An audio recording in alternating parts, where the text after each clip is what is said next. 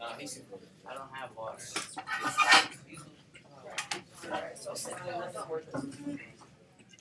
Alright, so let's walk through this value packet. And I'll talk to you about how to do some of these exercises.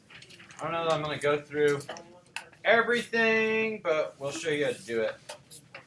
Okay, so the first exercise here.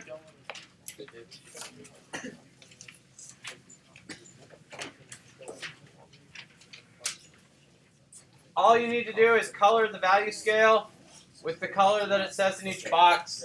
You did this before in your color packet, so this should be pretty easy for you.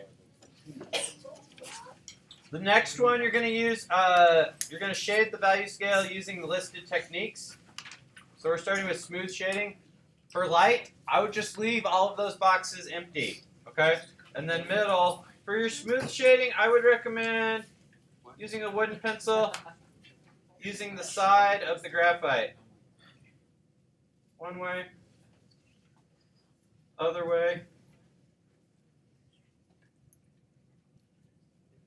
and build that up. So what we're looking for is 5 different values, okay? That's my middle, and I also want to do it dark over here. So I think a good way to approach this is to start with the dark and get it as dark as you can. And then you can work on the others the rest of the way through.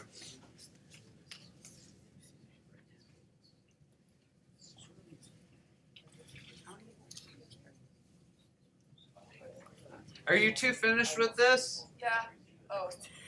I've been working on it. Then why don't we work on it while I'm showing you how to do it here. And that way maybe it'll keep you quiet and you'll also get something done and then you'll have more time for free chatting later on. Alright, so get this as dark as you can and then you can kind of work your way over. So I'll do all of these for the top one. I just want to make sure that this is lighter than my dark and darker than my middle. And then my mid-light, I want to be in between my middle and nothing. So with 5 values in your scale, it shouldn't be too hard. Okay? So let's look at how you do the other techniques. Hatching is, hatching is these diagonal lines, diagonal parallel lines. Cross hatching starts the same way. Then we also go the other direction. Right. Stippling is dots. Stippling is going to be the most annoying. Yeah. Stippling might be better if you can obtain a pen to use, because it's going to make marks a little better, but you're going to kind of peck at it. You can slowly darken that way.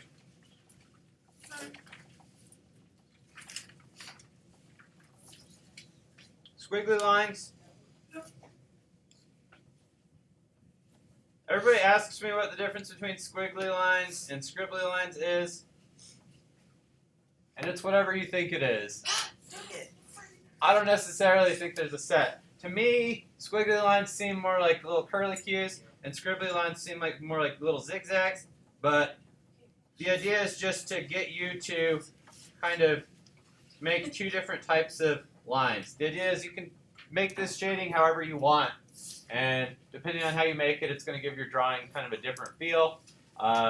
It might be useful for creating different textures. It also might just be useful for making the drawing feel different, have a different sort of energy to it. Okay? So same sort of idea, you're going to complete the chart. For these ones, you're going to shade each form using a different technique from the scale. Okay?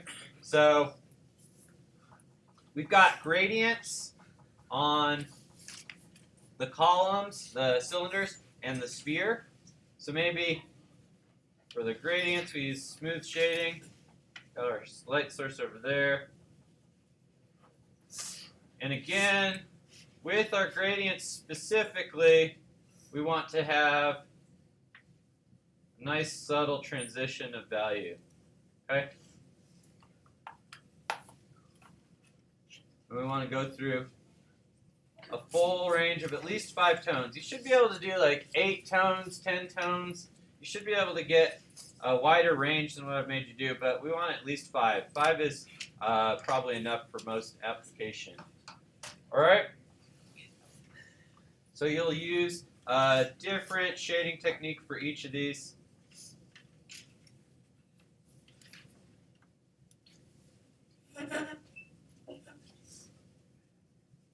So gradient is a little bit, it's probably easiest when you do your smooth shading. You can kind of shade it. You can blend it with your finger if you want. You can pull out with your eraser. You can come back in and darken. You can kind of build it up and smooth it out. With the other shading techniques, it's a little trickier. So you just have to think about applying kind of less on the lighter side and then more over here. So here'd be our hatching. Lots of hatching over here on the dark edge. Maybe I even pull a solid line on this far edge. Alright? For the flat surfaces, you don't have a gradient. You have solid tone. So it's going to be a little easier. Something like this. And you'll get all of these. So dark to light, dark to light, dark to light, dark side, medium side. Okay? For this one, so this is a trick we use to kind of copy photographs sometimes or reference images. What you do is you make a grid. I'm just making a 1-inch grid. You could do centimeters if you wanted your grid to be a little tighter. It's up to you. It's not really important. It's just important that the two grids you're using match. So when I make my grids, I always measure on both sides, and that way I end up getting straight lines, which is good.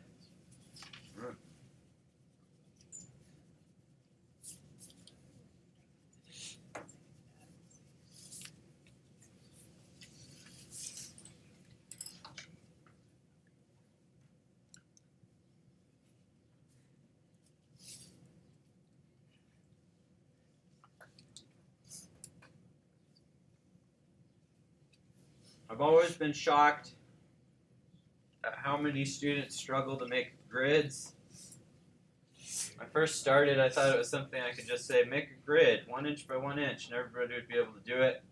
But it's shocking how many people have a hard time with that. So this is how you do it.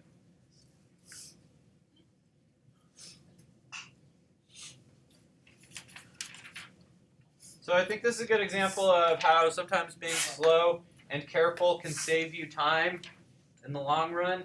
Even though it seems like it's taking longer time, I have a better starting point here, so my work after this is going to be faster, and it's also going to be better, which is maybe more important.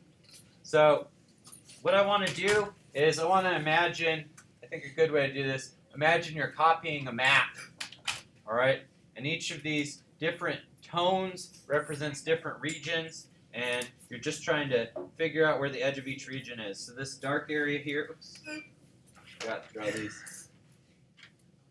I'm going to start by drawing this border between this dark area and this medium dark area, right? So this kind of comes down here, and I use the grid to create checkpoints. So it intersects about here, and then there's an intersection about here, see that? Then one about here, and then one kind of right here. And then I can come down and hopefully draw this out with a little more confidence. So this is a really nice technique if you ever want to like draw something from a photo. The other thing is they're side by side, so I can check by going across the height of everything. So I can just kind of go straight across. I can see where the bottom of that sort of cheek shadow is. And then I'll come in and I'll get this area as dark as I can get it, because it's very dark on there. Again, I would suggest for this one that you use the smooth shading. And the goal of this is to replicate this as exactly as possible. So for this image, I have posterized it, or maybe used a cutout effect. And what that's going to do is break all of the values down into separate boxes, into discrete areas, instead of having those gradients, and it makes it a little easier to see them. So if we're trying to shade well, if we're trying to get value in our drawings, it's really important that we kind of are able to recognize shadow areas and medium shadow areas and light areas and highlight areas. But a lot of times there's not really discrete borders between them when we're looking at something in real life. We have a lot of gradation. So sometimes while we're learning to do that, it can be really helpful to break them up like this. All right, so that'd be my real dark area. And then next I'd come and get this medium dark area, kind of look at how that works.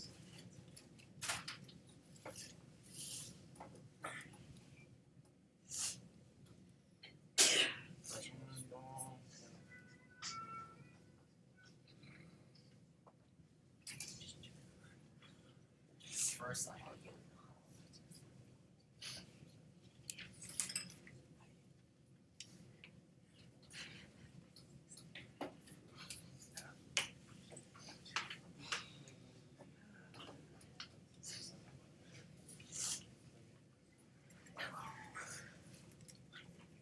Oh, I'm getting too stretched out here.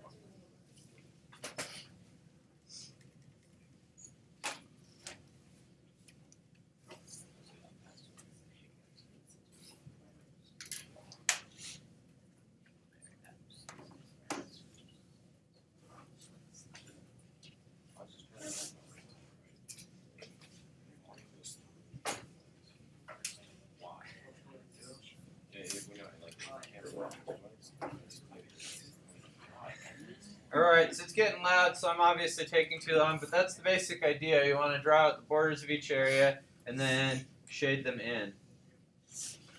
Alright? And then, like, as you're working, I might need to pull this highlight back out. It might be easier for me to just kind of erase that out later. Sometimes that's the easier way to do a highlight. And you can use your finger to kind of smooth these out, get smoother shading. But it's not necessarily a one-shot process. It's laying down pigment, smoothing it out, maybe erasing it, and slowly building it up. Okay? Alright. So same thing here. This one is upside down. And I want you to try it upside down. The idea behind doing it upside down is that it's easier for our brain to process abstract shapes than it is to process things that are recognizable, especially things like faces.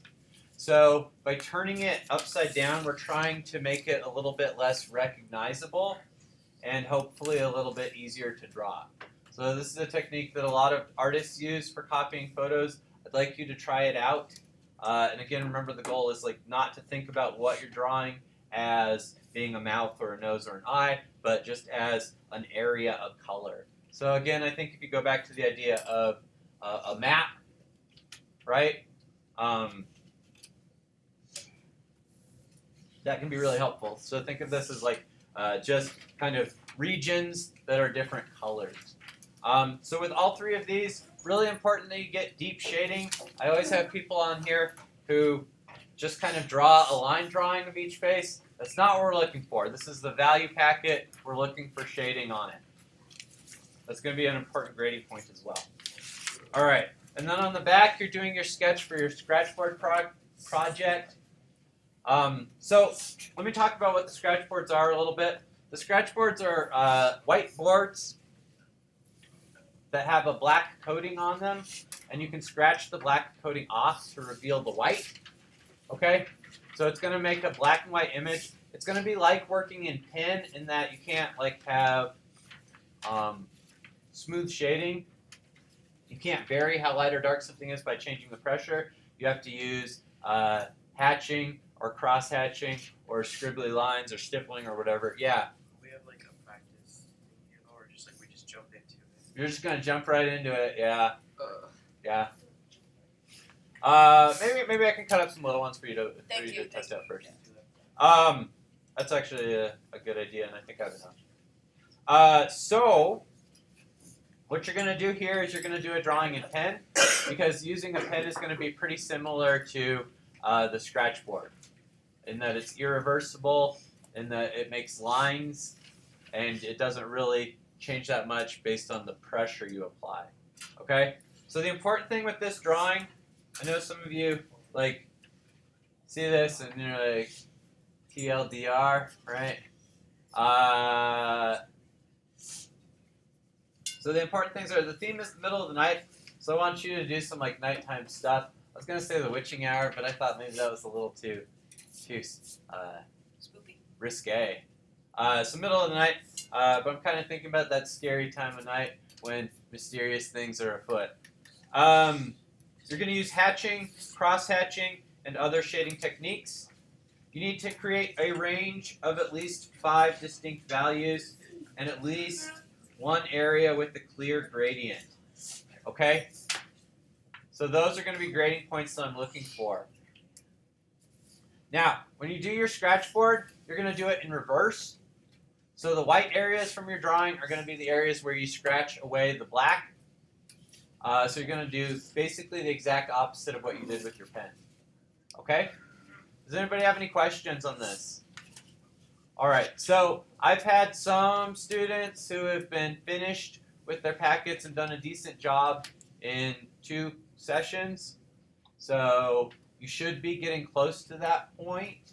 You do have today and tomorrow to finish it up and still get that